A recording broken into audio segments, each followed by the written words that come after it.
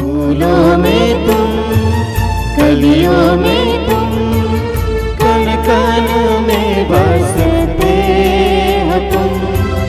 हर मन में तुम, जन जन में तुम हो हमारे पिता।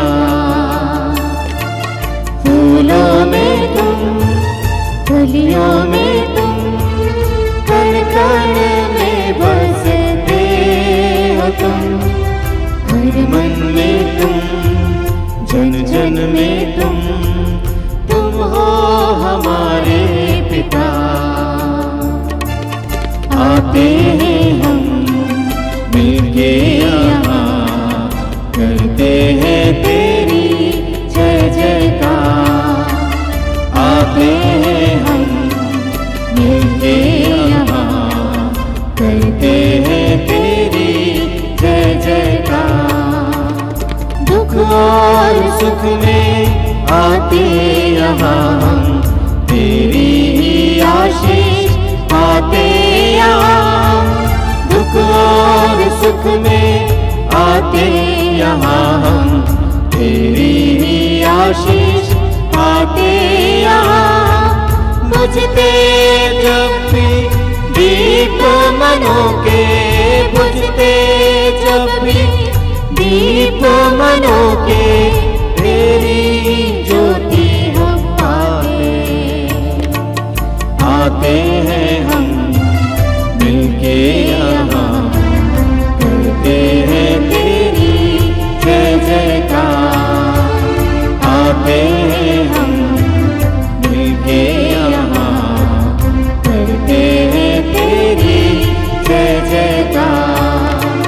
फूलों में तुम, कलियों में तुम, कण कण में बसते हो तुम। हर मन में तुम, जन जन में तुम हो हमारे पिता।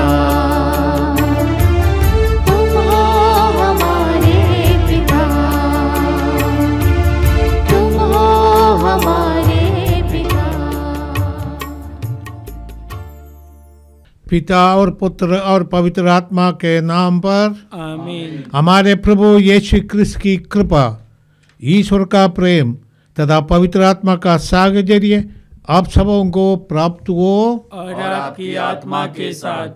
भाइयों बहनों, हम बीते दिनों में प्रभु के आगमन के लिए अपने को तैयार किए हैं। आज वो आखिरी दिन है और आगमन का 14 रविवार भी है। आगमन ये प्रतीक्षा का समय था, क्योंकि ईश्वर ने वादा किया है कि हमारे लिए एक मुक्तिदाता भेजेंगे। हमारा ईश्वर प्रेमी है। ईश्वर के बारे में यौवन का पत्र अध्याय 1 पद संख्या, यौवन का पहला पत्र अध्याय 4 पद संख्या 8 में हम पढ़ते हैं कि ईश्वर प्रेम है। जो प्रेम करता है वो एक प्रकार के ऐसा है कि वो सब कुछ देना चाहते हैं। कोई प्रेम करता है वो अपने प्रेमी को सब कुछ देना चाहते हैं। प्रेम एक प्रकार से लोगों को पागल बना देता है। ईश्वर भी ऐसा ही है। इंसान को अपने प्रतिरूप में बनाया और उनको सारी सृष्टि का उन्होंने राजा बना दिया, मुकुट बना दिया। इंसान पापी होने के बावजूद भी, पाप करते हुए प्रभु से अलग होने के बावजूद भी प्रभु उनको प्यार करते आए। जैसे यौवन का सुसमाचार में पढ़ते, ईश्वर ने संसार को इतना प्यार किया कि अपने एकलौते पुत्र को संसार के लिए अर्पित कर दिया। यीशु वही है। ईश्वर का प्रेम मानव रूप में हमारे बीच उतरे हैं, अवतारित हो गए हैं ताकि हमारे साथ रह गए। यीशु का नाम ही इम्मानुएल, ईश्वर हमारे साथ है।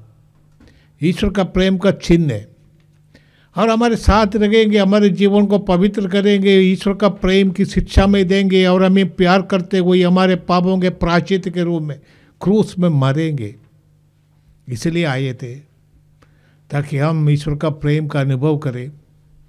ये बड़ा दिन हमारे लिए, सभी लोगों के लिए ईश्वर का प्रेम का अनुभव बन जाए। आइए हम इसलिए अपने को तैयार करें इस मिसा पवित्र मिसा बलिदान रोग की दीदी से चढ़ाने के लिए। हम अपने पापों पर, अपनी गलतियों पर पश्चाताप करें, अब प्रभु की ओर वापस आए, क्योंकि हमें वापस बुलाने के लिए यीशु आए थे। आइए हम पिता के पास जाकर कहे, पिताजी मैंने तेरे विरुद्ध पाप किया, मुझ पापी पर दया कर। हे भाई बहनों, सर्वशक्तिमान ईश्वर के सामने हम अपने पापों को स्वीकार करें ताकि हम ये पवित्र बलि चढ़ाने के योग्य बन जाए। हे प्रभु हम पर दया करो। हे प्रभु हम पर दया करो। क्रिस्त क्षमा करो सारे गुनाहों को।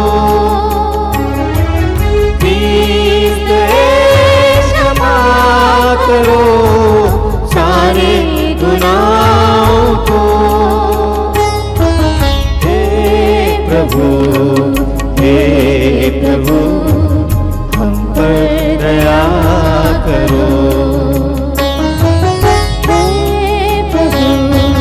हे प्रभु हम पर दया करो। हम पर दया करो।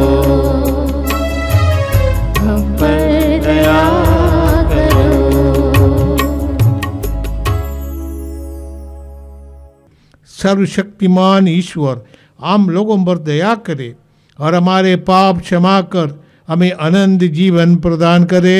आमीन। हे प्रभु दया कर। हे प्रभु दया कर। हे ख्रिस्त दया कर। हे ख्रिस्त दया कर। हे प्रभु दया कर। हे प्रभु दया कर।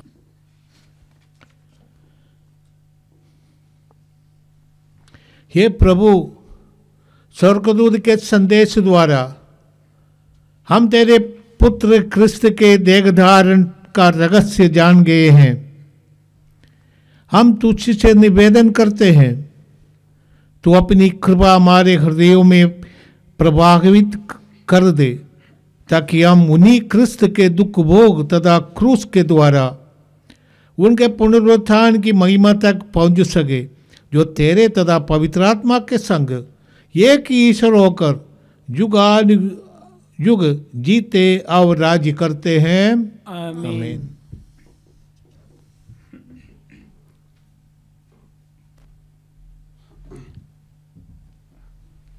बुद्धि कहते थे उद्धार करने वाले ईश्वर की आत्मा मुक्ति का संदेश सुनाने में तुम्हें कृपा और सामर्थ्य प्रदान करे। आमीन। आगमन का चौथा इतवार। पहला पाठ सामुएल का दूसरा ग्रंथ, अध्याय 7 पद संख्या 1 से 5, अध्याय 8 11 से 16। दाऊद का राज्य ईश्वर के समान अनंत काल तक बना रहेगा। तब दाऊद अपने महल में रहने लगा और प्रभु ने उसे उसके चारों ओर के सब शत्रुओं से छुड़ा दिया। तो राजा ने नबी नातान से कहा, देखिए मैं तो देवदार के महल में रहता हूँ, किंतु ईश्वर की मंजूसा तंबू में रखी रहती है। नातान ने राजा को यह उत्तर दिया, आप जो करना चाहते हैं कीजिए, प्रभु आपका साथ देगा। उसी रात प्रभु की वाणी नातान को इस प्रकार सुनाई पड़ी, मेरे सेवक दाऊद के पास जाकर यह संदेश देना, प्रभु यह कहता है, क्या तुम मेरे लिए मंदिर बनवाना चाहते हो? तुम भेड़ें चराया करते थे और मैंने तुम्हें चारागाह से बुलाकर अपनी प्रजा इस्राएल का शासक बना दिया है। मैंने तुम्हारे सब कार्यों से तुम्हारा साथ दिया और तुम्हारे सामने तुम्हारे सब शत्रुओं का सर्वनाश कर दिया है। मैं तुम्हें संसार के सबसे महान पुरुषों की जैसी ख्याति प्रदान करूँगा। मैं अपनी प्रजा इस्राएल के लिए भूमि का प्रबंध करूँगा और उसे वहाँ बसाऊँगा। वह वहाँ सुरक्षित रहेगी। कुकर्मी उस पर अत्याचार नहीं करेंगे। ऐसा पहले हुआ करता था जब मैंने अपनी प्रजा इस्राएल पर शासन करने के लिए न्यायकर्ताओं को नियुक्त किया था। मैं उसे उसके सब शत्रुओं से छुड़ाऊंगा। प्रभु तुम्हें महान बनाएगा। प्रभु तुम्हारा वंश सुरक्षित रखेगा। तुम्हारा वंश और तुम्हारा राज्य अनंत काल तक बना रहेगा। यह प्रभु की वाणी है। ईश्वर को धन्यवाद। तू है स्वामी, तू चरवाहा, निगाह मुझ पे तेरी सदा। तू है स्वामी, तू चरवाहा, निगाह मुझ पे तेरी सदा। जहाँ जहाँ है हरियाली, वहाँ मुझे तू लिए चला। जहाँ जहाँ है हरियाली, वहाँ मुझे तू लिए चला। तू है स्वामी, तू चरवाहा, निगाह मुझ पे तेरी सदा। तू है स्वामी, तू चरवाहा, निगाह मुझ पे तेरी सदा। जहाँ बहे झरना मीठा, वहाँ मुझे तू लिए चला। जहाँ बहे झरना मीठा, वहाँ मुझे तू लिए चला। तू है स्वामी, तू चरवाहा, निगाह मुझ पे तेरी सदा। तू है स्वामी, तू चरवाहा, निगाह मुझ पे तेरी सदा। दूसरा पाठ रोमियों के नाम संत पौलुस का पत्र, अध्याय 16, पद संख्याएं 25 से 27। शताब्दियों से गुप्त रखा हुआ रहस्य अब प्रकट किया गया है। भाइयों, सभी राष्ट्र विश्वास की अधीनता स्वीकार करें।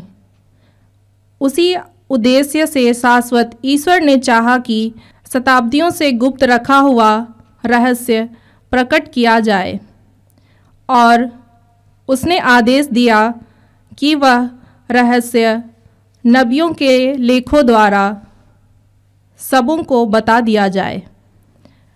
उसके अनुसार मैं यीशु मसीह का सुसमाचार सुनाता हूँ। ईश्वर आप लोगों को उस सुसमाचार में सुदृढ़ बना सकता है। उसी एकमात्र सर्वज्ञ ईश्वर की अनंत काल तक यीशु मसीह द्वारा महिमा हो। आमीन। यह प्रभु की वाणी है। ईश्वर को धन्यवाद।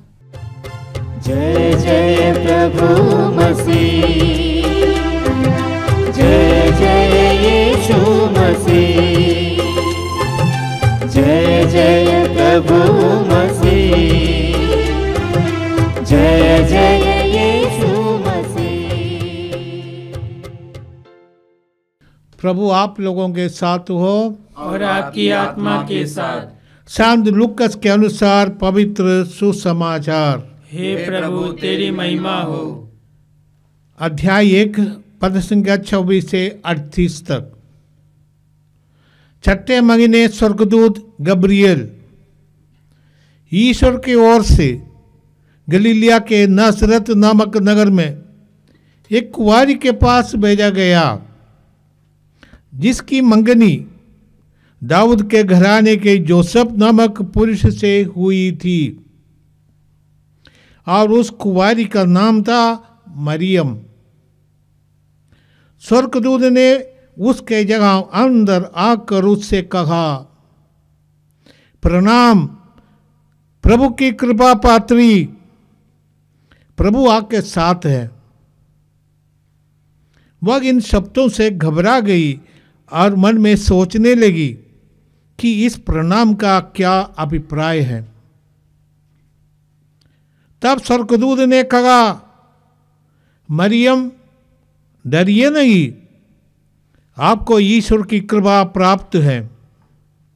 देखिए, आप गर्भवती होंगी, पुत्र प्रसव करेंगी और उनका नाम यीशु रखेंगी। वो महान होंगे और सर्वोच्च प्रभु के पुत्र कहलाएंगे। प्रभु ईश्वर उन्हें उनके पिता दाऊद का सिंहासन प्रदान करेगा। वह याकूब के घराने पर सदा सर्वदा राज्य करेंगे और उनके राज्य का अंत नहीं होगा। पर मरियम ने स्वर्गदूत से कहा, ये कैसे हो सकता है? मेरा तो पुरुष से संसर्ग नहीं है। स्वर्गदूत ने उत्तर दिया, पवित्र आत्मा आप पर उतरेगा और सर्वोच्च प्रभु की शक्ति की छाया आप पर पड़ेगी। इसलिए जो आपसे उत्पन्न होंगे वो पवित्र होंगे और ईश्वर के पुत्र कहलाएंगे। देखिए, बुढ़ापे में आपकी कुटुंबिनी एलिजाबेथ के भी पुत्र होने वाला है। अब उसका जो बांझ कहलाती थी, 6ठा महीना हो रहा है, क्योंकि ईश्वर के लिए कुछ भी असंभव नहीं है।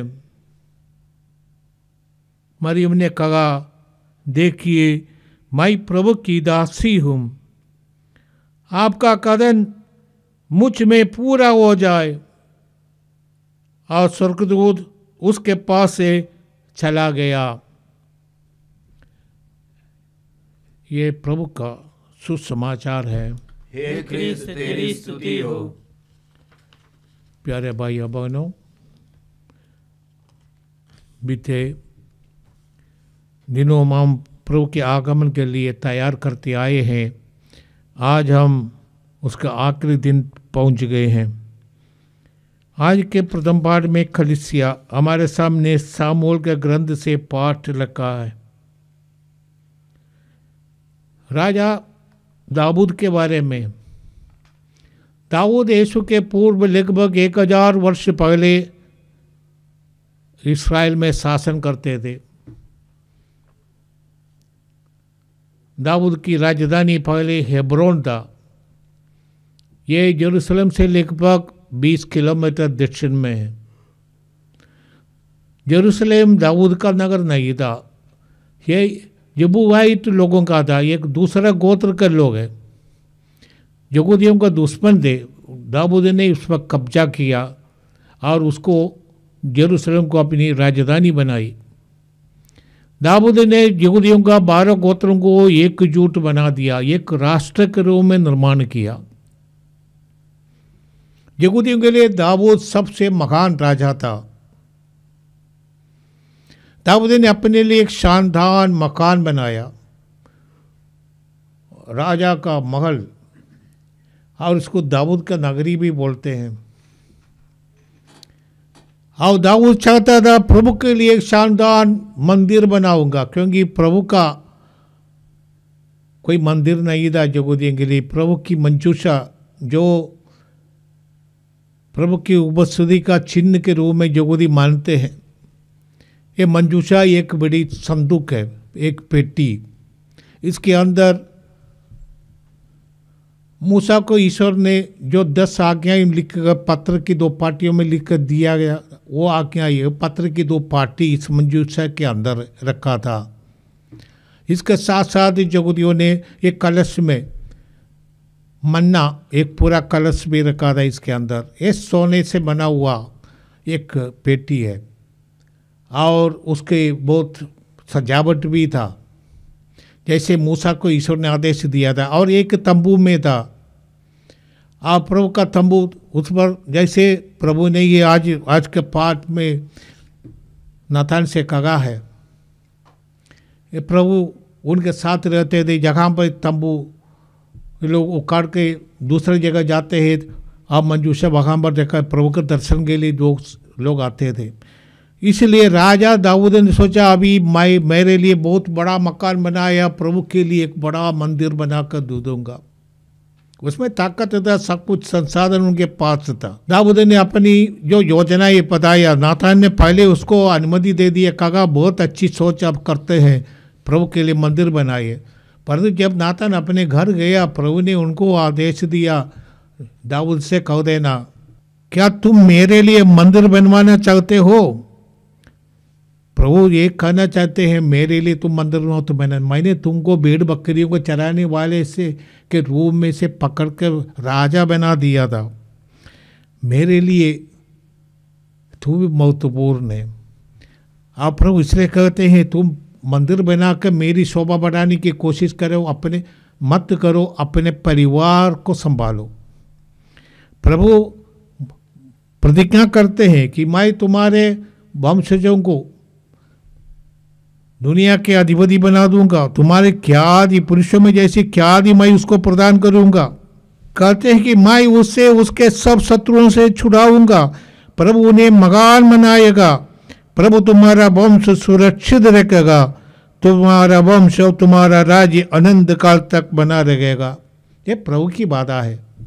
परंतु ईश्वर ने जो प्रतिज्ञा किया है, दाऊद के गोत्र से राजा आएंगे, वो ही यीशु में पूरा हो गया। दाऊद के गोत्र में जन्मे यीशु।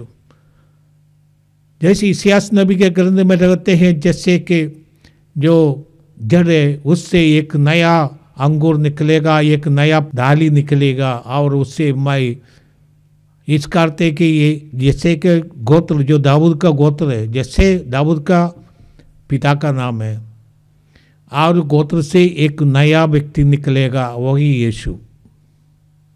और यीशु दाऊद के गोत्र में जन्मे, इसलिए उसको दाऊद का पुत्र कहते हैं। यहूदी भी मुक्तिदाता को दाऊद का पुत्र मानते थे, क्योंकि ईश्वर ने जो वादा किया वो दाऊद के गोत्र से ही आएगा। हम यीशु के जन्म उत्सव मनाने के लिए तैयार किए, इसलिए कलीसिया आज हमारे सामने पाठ रखे हैं। दूसरी एक बात है कि ईश्वर के लिए बड़ा बड़ा मंदिर बना के रखने की जरूरत नहीं है। ईश्वर हर एक व्यक्ति के दिल में निवास करना चाहते हैं।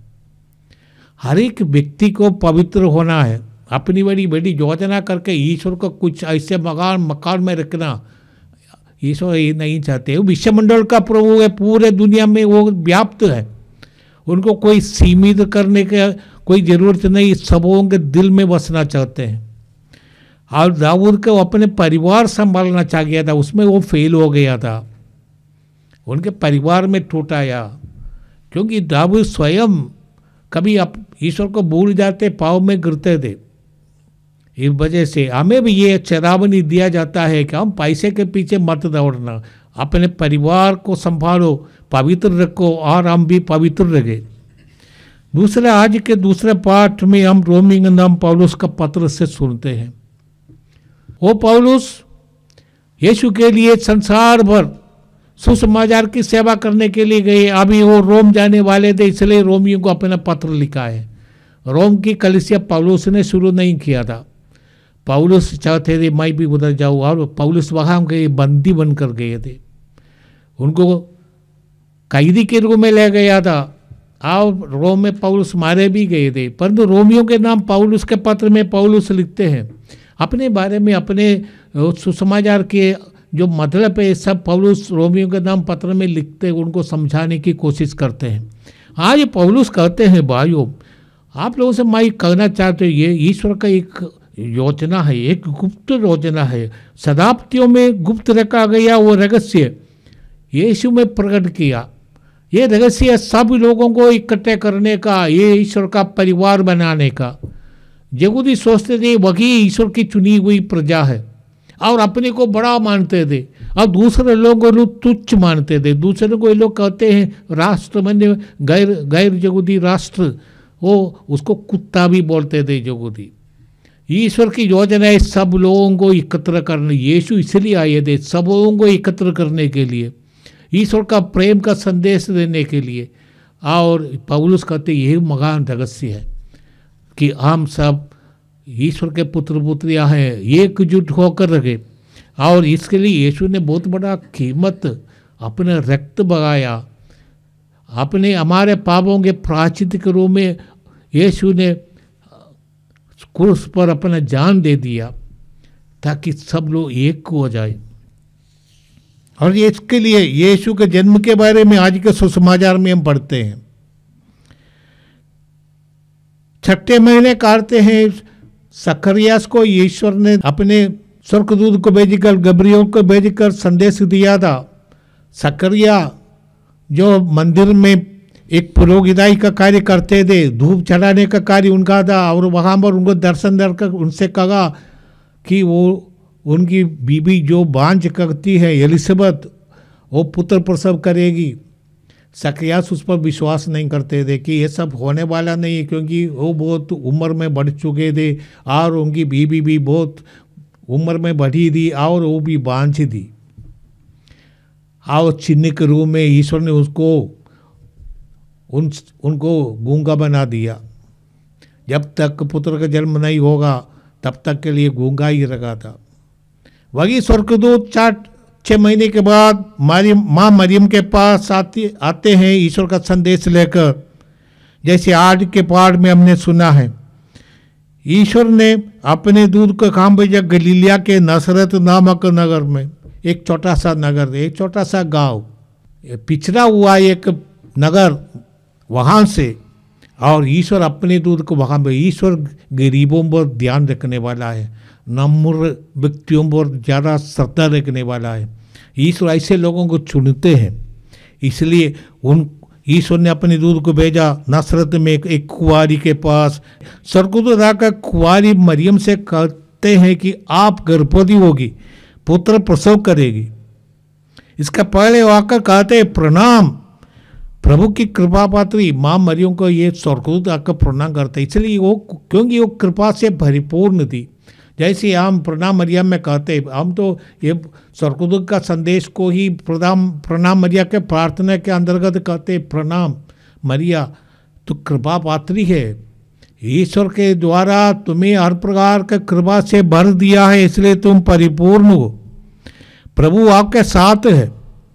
इन शब्दों के द्वारा जो स्वर्गदूत ने उनका अभिवादन किया, यहूदी आपस में कहते शलोम, और इधर आकर शलोम के बदले कहते आप ईश्वर की कृपा से परिपूर्ण है, आपको प्रणाम। स्वर्गदूत की ये वाणी सुनकर मरियम डरी गई, घबरा गई। और इस सब स्वर्गदूत उनसे कहते हैं आप डरिए नहीं, आपको ईश्वर की कृपा प्राप्त है।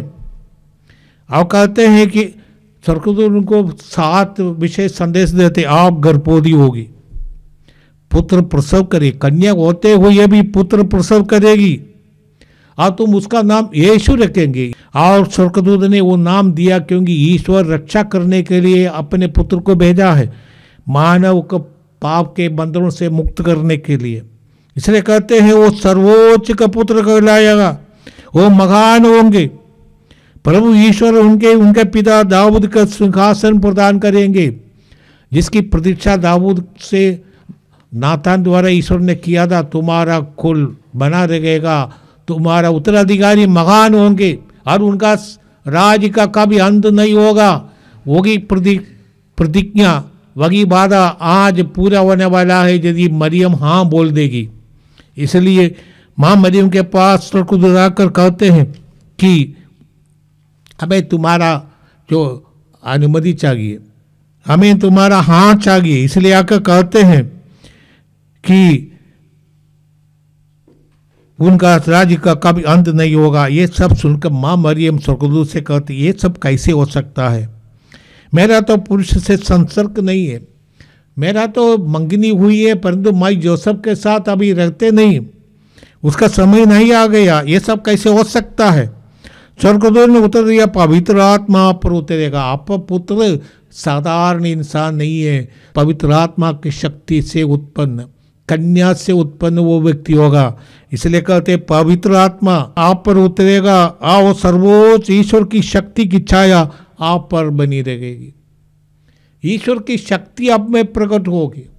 कन्या होते हुए भी आप प्रसव करेगी और ये ईश्वर की शक्ति है और आपसे जन्म पुत्र ईश्वर का पुत्र कहलाए जाएंगे। वो पवित्र व्यक्ति है। ईश्वर के लिए सब कुछ संभव है। इसलिए कहते हैं आप पुत्र प्रसव करेगी, वो पुत्र पवित्र होंगे और ईश्वर का पुत्र कहलाएंगे। और इसलिए आपको कोई संदेह की जरूरत नहीं। आपकी कुटुंबिनी एलिसबेथ जो बांझ कहलाती है वह गर्भवती है और उनका 6वां महीना है। ऐसे ये प्रमाण के रूप में दे दिया। आपको अविश्वास करने की जरूरत नहीं। ईश्वर के लिए कुछ भी असंभव है।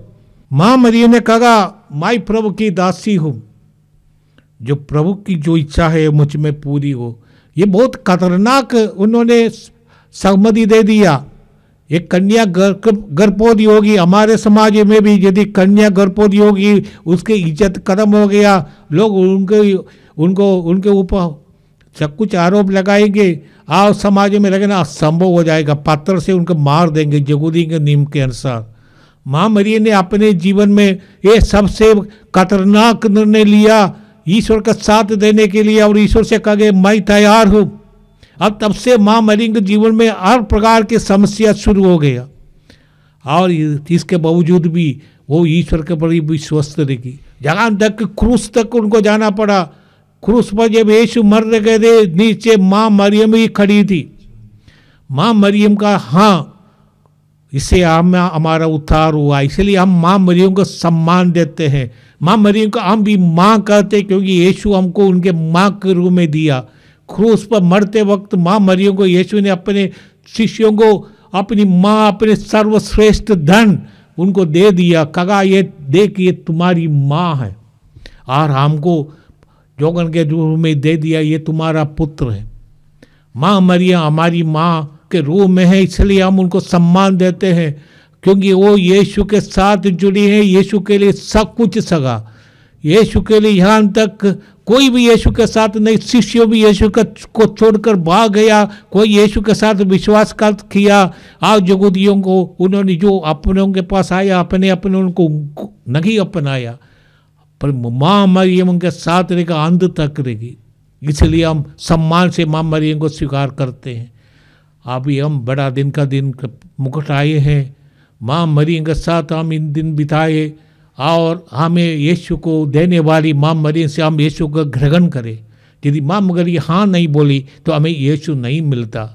और इसलिए माँ मरियम का हाँ से उनके त्याग से आज यहाँ तक उन्होंने यीशु को लिए सब कुछ दिया और इस महान त्याग से हमें यीशु प्राप्त है। सारे संसार को यीशु प्राप्त है। सारे संसार को मुक्तिदाता मिला है और इसलिए माँ मरियम को हम धन्यवाद देते हैं। आइए हम बड़ा दिन उत्साह से मनाने के लिए अपने को तैयार करें।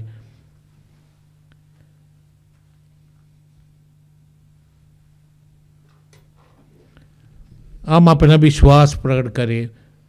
प्रेरितों का धर्मसार माई सर्वशक्तिमान पिता स्वर्ग का पृथ्वी सब दृश्य अदृश्य वस्तुओं के सृष्टिकर्ता एक ही ईश्वर में विश्वास करता हूँ।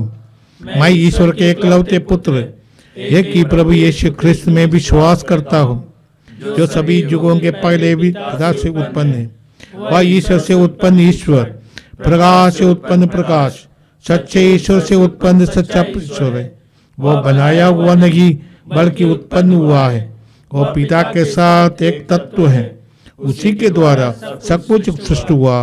वो सब मनुष्यों के लिए और हमारी मुक्ति के लिए स्वर्ग से उतरा और पवित्र आत्मा के द्वारा कुंवारी मरियम से देह धारण मनुष्य बना। उसने पोंदुस पिलातुस के समय दुख भोगा। वो हमारे लिए क्रूस पर टोंगा गया। वो मर गया और दफनाया गया और धर्म ग्रंथ के अनुसार तीसरे दिन फिर जी उठा। वो स्वर्ग में आरोगित हुआ और पिता के दाहिने विराजमान है। वह जीवितों तथा मृतकों का न्याय करने महिमा के साथ फिर आएगा और उसके राज्य का कभी अंत नहीं होगा। मैं पवित्र आत्मा में विश्वास करता हूँ। वह प्रभु और जीवनदाता है। वह पिता पुत्र से प्रसूत होता है। पिता पुत्र के साथ साथ उसकी आराधना महिमा होती है। वह नबियों के मुख से बोला है। मैं एक पवित्र कैथोलिक तथा प्रेरित कलीसिया में विश्वास करता हूँ। मैं पापों की क्षमा के लिए एक ही बपतिस्मा स्वीकार करता हूँ और मृतकों के पुनरुत्थान तथा अनंत जीवन की बाट जोगता हूँ। आमीन। प्रिय भाइयों और बहनों, हम बड़ी उत्सुकता से अपने प्रभु यीशु के आगमन की प्रतीक्षा कर रहे हैं। आइए हम भक्ति भाव से उनकी दया की याचना करें और पवित्र आगमन द्वारा उन्होंने दरिद्रों को सुसमाचार सुनाया और पश्चातापी हृदयों को क्षमा प्रदान किया। वही हम भक्तों को भी मुक्ति प्रदान करे। हे पिता परमेश्वर, हम प्रार्थना करते हैं संत पापा फ्रांसिस और माता कलीसिया के लिए। हे प्रभु, तू उन्हें पवित्र आत्मा से परिपोषित कर और अपनी सुरक्षा प्रदान कर, ताकि वो तेरी महिमा कर सके और तेरी इच्छा उनमें पूरी हो सके। इसके लिए हम पिता ईश्वर से प्रार्थना करें। हे पिता, हमारी प्रार्थना सुन। हे पिता परमेश्वर, आज हम उन सभी गरीब परिवारों के लिए प्रार्थना करते हैं जिनके घरों में अच्छी व्यवस्था नहीं है। गरीबी के कारण परिवार के लोग अपनी ज़रूरतों को पूरी नहीं कर पाते हैं। प्रभु, जिस तरह तो उस गौशाले में जन्म लिया, उसी प्रकार उनके परिवार और उनके दिल में जन्म लेना, ताकि वो तुझ में आनंदित रह सके। इसके लिए हम पिता ईश्वर से प्रार्थना करें। हे पिता, हमारी प्रार्थना सुन। हे पिता परमेश्वर, आज हम उन सभी बेरोजगार भाई बहनों को आपके पवित्र हाथों में समर्पित करते हुए प्रार्थना करते हैं, जो बेरोजगारी के कारण तरह तरह की समस्याओं का सामना करते हैं। प्रभु, उन्हें भी अपनी कृपा प्रदान कर, ताकि वो अपने परिवार की जीविका को आगे बढ़ा सके। इसके लिए हम पिता ईश्वर से प्रार्थना करें। हे पिता, हमारी प्रार्थना सुन। हे पिता परमेश्वर, हमारे देश के नेताओं, शासकों एवं धर्मगुरुओं को सद्बुद्धि प्रदान कर, ताकि वो देश के लिए जो भी निर्णय ले वो सभी के हित के लिए लाभकारी हो। प्रभु ने अपनी प्रज्ञा की आत्मा प्रदान कर। इसके लिए हम पिता ईश्वर से प्रार्थना करें। हे पिता, हमारी प्रार्थना सुन।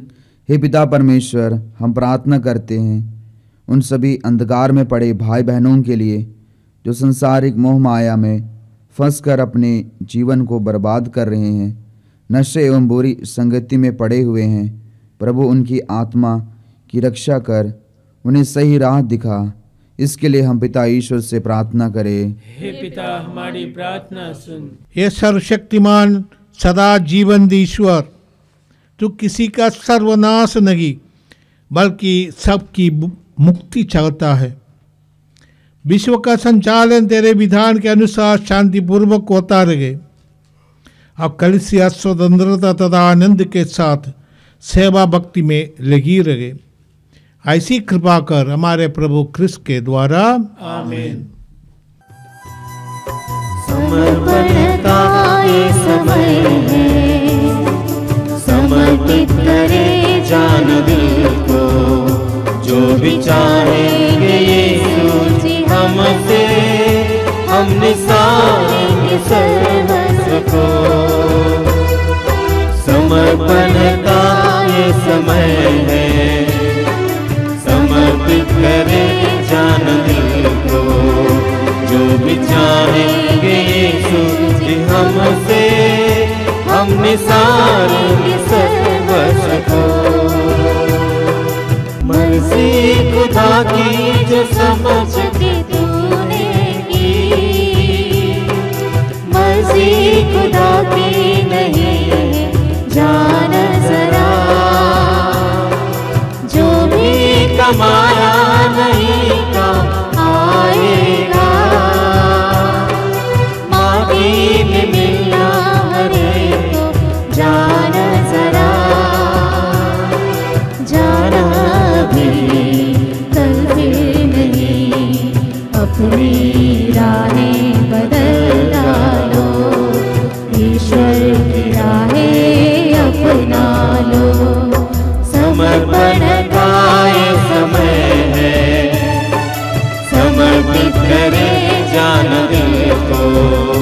जो भी चाहेंगे यीशु जी हमसे, हम निसारेंगे सर्वस्व को, हम निसारेंगे सर्वस्व को, हम निसारेंगे सर्वस्व को।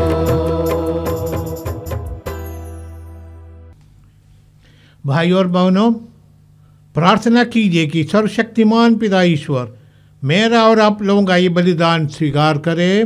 प्रभु अपने नाम की स्तुति तथा महिमा के लिए और हमारे तथा अपने समस्त पवित्र कलीसिया के लाभ के लिए आपके हाथों से यह बलिदान स्वीकार करे।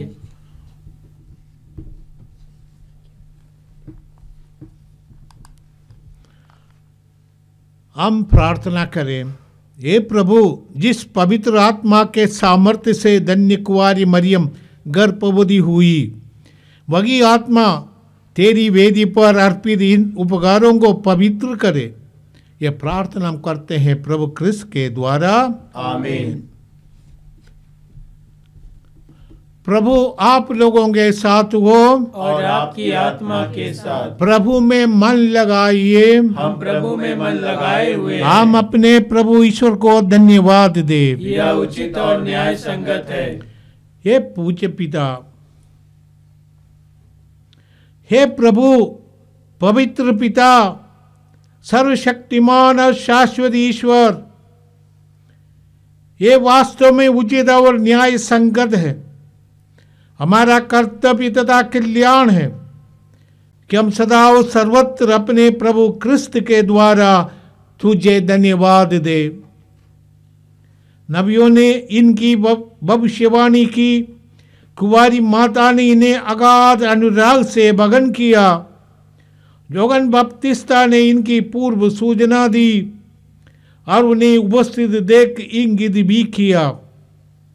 यही प्रभु अपने देह धारण की अगुवाई करने का हमें गौरव और आनंद प्रदान करते हैं, ताकि ये हमें प्रार्थना में सजग और प्रशंसा में उल्लसित पाए।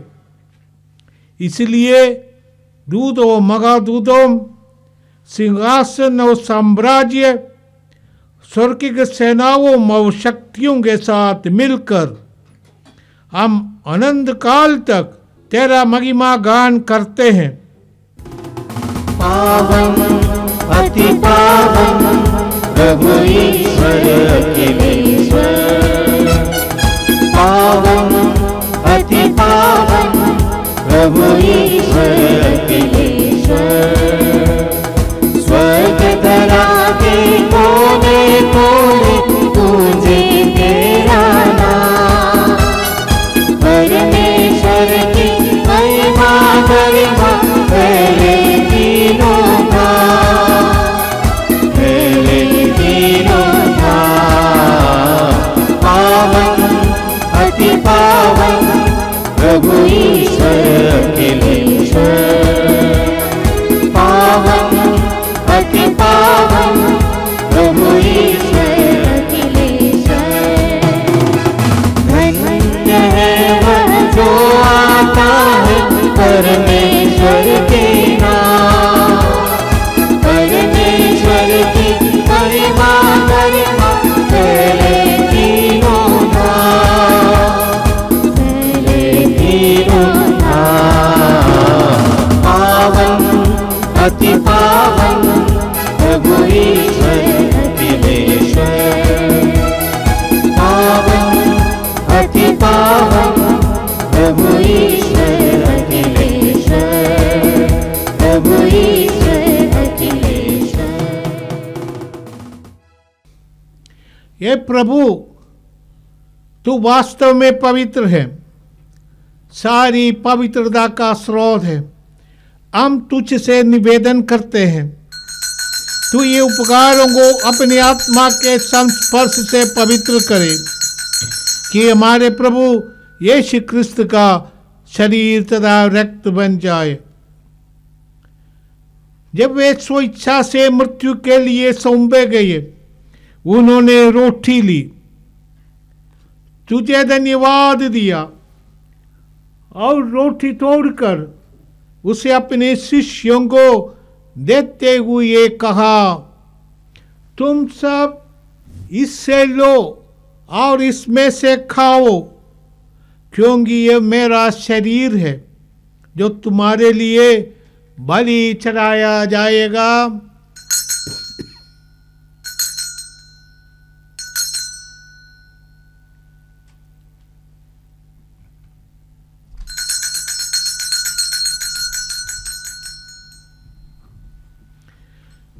इसी भांति भोजन के बाद उन्होंने कटोरा लिया, तुझे धन्यवाद दिया और उसे अपने शिष्यों को देते हुए कहा, तुम सब इससे लो और इसमें से पीओ, क्योंकि ये मेरे रक्त का कटोरा है, नवीन और अनंत व्यवस्थान का रक्त, जो तुम्हारे और बहुतों के पापों की क्षमा के लिए बहाया जाएगा।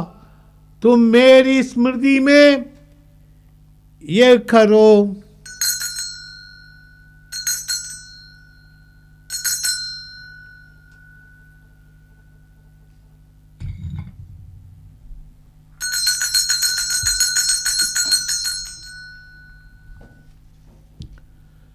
विश्वास का रहस्य।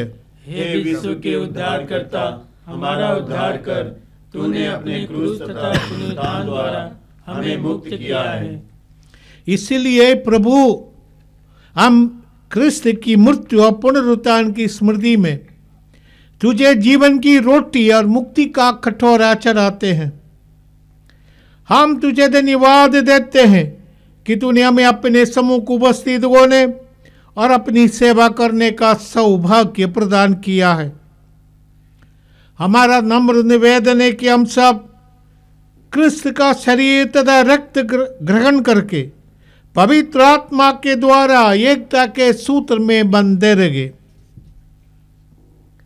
ये प्रभु, हमारे संत पिता फ्रांसिस, हमारा धर्माध्यक्ष यूजिन और सभी याजकों के साथ विश्व भर में फैली अपनी कलीसिया की सुधि ले तथा इसे प्रेम में सिद्ध बना दे। हमारे उन भाई बहनों की भी सुधि ले जो पुनरुत्थान की आशा में परलोक सिधार चुके हैं।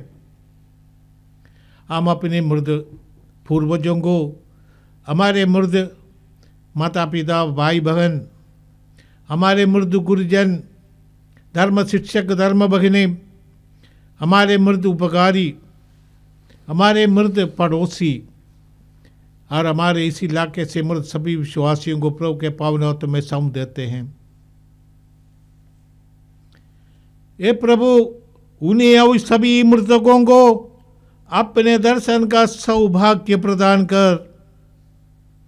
हम सब पर दया दृष्टि डाल कि हम भी अनंत जीवन के सौभागी बने और ईश्वर की माता धन्य कुंवारी मरियम, उसके वर संत जोसेफ, धन्य प्रेरितों तथा सब संतों के साथ जो युग युग में तेरे प्रति विश्वस्त बने रहे, तेरी स्तुति और महिमा कर सके, तेरे पुत्र यीशु क्रिस्त के द्वारा। आइए हम सब मिलकर प्रभु का यशोगान करें।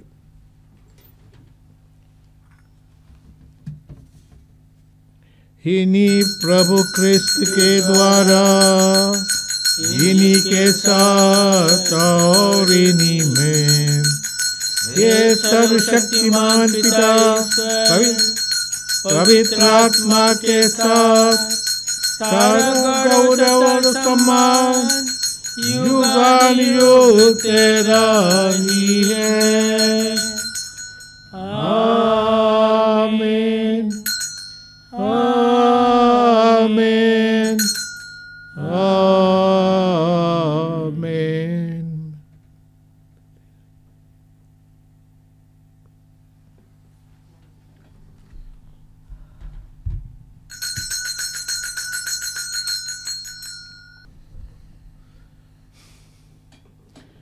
मुक्तिदाता के आदेश पर और दिव्य शिक्षा से सुदृढ़ होकर हम सागस के साथ प्रेम पूर्वक कहते हैं, हे हमारे पिता जो स्वर्ग में है, तेरा नाम पवित्र माना जाए, तेरा राज्य आए, तेरी इच्छा जैसे स्वर्ग में वैसे पृथ्वी पर भी पूरी हो। हमारा प्रतिदिन का आहार हमें दे, और हमारे अपराध में क्षमा कर, जैसे हम भी अपने अपराधियों को क्षमा करते हैं, और हमें परीक्षा में न डाल, परंतु बुराई से बचा। हे प्रभु, हम तुझ से प्रार्थना करते हैं, सभी बुराइयों से हमें बचा, और इस जीवन में हमें कृपा पूर्वक शांति प्रदान कर। हम तेरी दया से सदा पाप से दूर, हर विपत्ति से सुरक्षित रहे, और उस दिन की प्रतीक्षा करते रहे जब हमारे मुक्तिदाता यीशु ख्रिस्त प्रकट होकर हमारी आशा पूरी करेंगे। क्योंकि तेरा राज्य, तेरा सामर्थ्य और तेरी महिमा अनंत काल तक बनी रहती है। हे प्रभु यीशु ख्रिस्त, तूने अपने प्रेरितों से कहा है, मैं तुम्हारे लिए शांति छोड़ जाता हूँ, अपनी शांति तुम्हें प्रदान करता हूँ। तो हमारे पापों पर नहीं, अपनी कलीसिया के विश्वास और प्रेम पर दृष्टि डाल, और कृपा पूर्वक उसे शांति तथा एकता प्रदान कर। तू जुगानुग जीता और राज्य करता है। आमीन। प्रभु की शांति सदा आप लोगों के साथ हो, और आपकी आत्मा के साथ।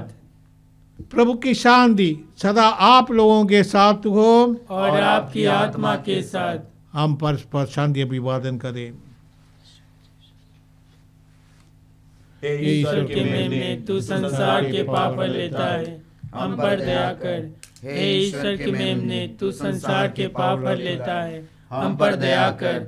हे ईश्वर के मेमने, तू संसार के पाप लेता है, हमें शांति प्रदान कर। ये प्रवेश को शरीर रक्त करने वाले हमारे विचारों का करने बने, बल्कि थी मैं अनंत जीवन प्रदान करे। ये प्रवेश कर, मैं तेरा शरीर रक्त करने वाले हो, ये मेरे लिए विचारों का कारण बने, बल्कि तेरी दया से मेरा तन मन सुरक्षित स्वस्थ रहे।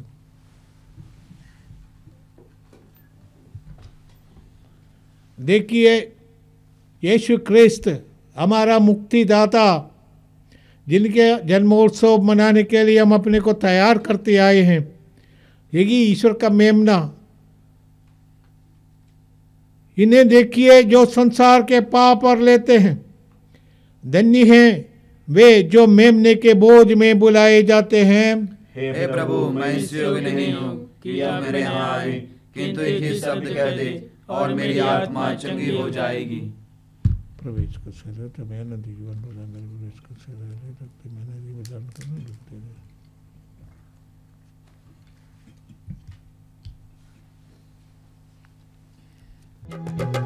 का दरवाजा खुला हुआ हमारे दिल में, आजा प्रभु, कोई तुझ सा दिखा न कहीं, सच है ये मेरे यीशु। दिल का दरवाजा खुला हुआ हमारे दिल में, आजा प्रभु, कोई तुझ सा दिखा न कहीं, सच है ये मेरे यीशु। तेरी दया से चले जहाँ, तेरा नजारा कहाँ कहाँ, तेरी दया से चले जहाँ, तेरा नजारा कहाँ कहाँ, तेरी ये ज़मीं आसमां, सबका है तू मेहरबान। तेरी ये ज़मीं आसमां, सबका है तू मेहरबान। दिल का दरवाजा खुला हुआ हमारे दिल में, आओ प्रभु, कोई तुझ सा देखा न कहीं, सच है ये मेरे यीशु। कोई तुझ सा देखा न कहीं, सच है ये मेरे यीशु। हम प्रार्थना करें। हे सर्वशक्तिमान ईश्वर, अनंत मुक्ति की ये घोष धरोहर ग्रहण करके हम तुझे से निवेदन करते हैं, जैसे जैसे हमारी मुक्ति का पर्व दिन निकट आ रहा है, वैसे वैसे हम तेरे पुत्र के देहधारण का रहस्य युक्त रीति से मनाने के लिए स्वयं को तैयार कर सके, उन्हीं हमारे प्रभु क्रिस्त के द्वारा। आमीन।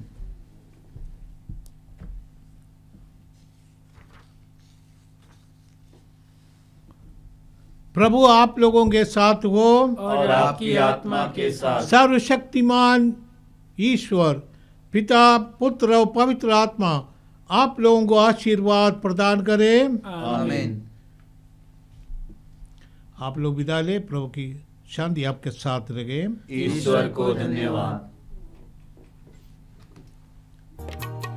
यीशु ने अपना खून बहाकर मुझे बचा लिया, क्यों ना मैं गाऊंगा गीत उसी के मुझे बचा लिया। यीशु ने अपना खून बहाकर मुझे बचा लिया, क्यों ना मैं गाऊंगा गीत उसी के मुझे बचा लिया। जब मैं गुनाहों में पड़ा हुआ यीशु आ गया, उसके मारे जाने से जीवन भी पा गया। जब मैं गुनाहों में पड़ा हुआ यीशु आ गया, उसके मारे जाने से जीवन